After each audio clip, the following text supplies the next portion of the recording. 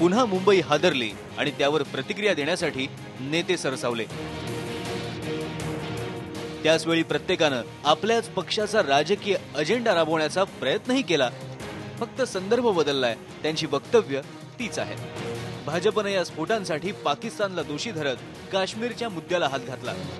इस सरकार ने इन 10 सालों में कितने अपने स्टैंड बदले हैं। चाहे जब करते रहते, कभी कभी कहते नहीं बात करेंगे और कभी कभी कहते हैं हम पूरी बात करेंगे और कभी कभी तो बिल्कुल एक्सक्लूसिव कश्मीर सेशंस करते हैं। अभी अभी किया था, हम तो हैरान हुए।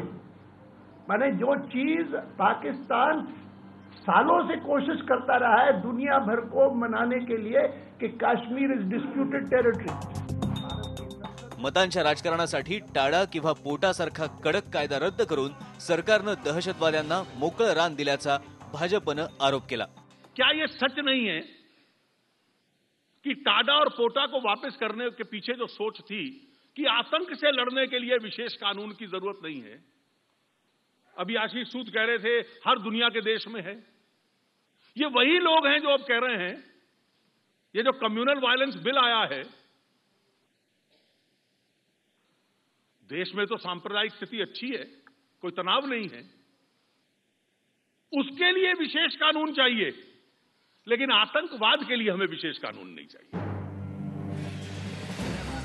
तर मनसेचे अध्यक्ष राज ठाकरे यांनी या निमित्तानं पुन्हा एकदा परप्रांतीयांवरच सगळं खापर फोडलं। उत्तर प्रदेश, बिहार, बांगलादेश या सगळ्या भागात, बांगलादेशला आपला काही संबंध नाही देशाचा,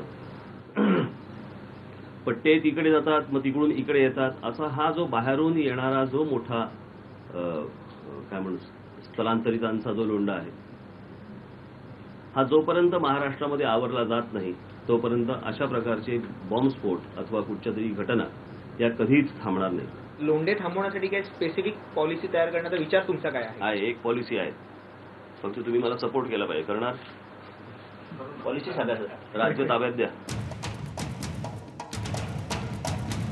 शिवसेनेचे कार्याध्यक्ष उद्धव ठाकरेंनी नेहमीच्या शैलीत सरकारवरच हल्लाबोल केला। त्यांच्याकडे नेहमी आमच असतं, आम आदमी, आम हमला, असं सगळं ते आमच असतं, एकूणच सगळं आमलेलं आहे। आणि हा सगळा कारभार जो झालेला आहे तो अत्यंत म्हणजे सहनशीलतेच्या बाहेर जात चाललेलं आहे सगळं। त्यांना कोणालाही संवेदनशीलता ही राहिलेली नाहीये, संवेदना राहिलेली नाहीये। संवेदना मेलेल्या संवेदनेने हे राज्य करतात, हे देशाचं दुर्दैव आहे। तर काँग्रेसचे सरचिटणीस राहुल गांधी यांनी अवेळी वक्तव्य करून नवा वाद निर्माण केला। It is very, very difficult to stop every single terrorist attack. Point is that we will stop 99% of attacks. But 1% of attacks might get through. That is what I'm saying. We must try to stop 100% of attacks. But 1 or 2 attacks do get through. जखमी मुंबईकरांसाठी प्रार्थना वगैरे करण्याचं भान या राजकीय पक्षांना उरलेलं नाही आणि त्याची अपेक्षाही आता मुंबईकर करत नाहीत। पण किमान बॉम्बस्फोटांसारख्या घटनांनंतर तरी या नेत्यांनी राजकीय पोळी भाजू नये एवढंच जनतेचं म्हणणं आहे। Bureau report, IBN Lokmat.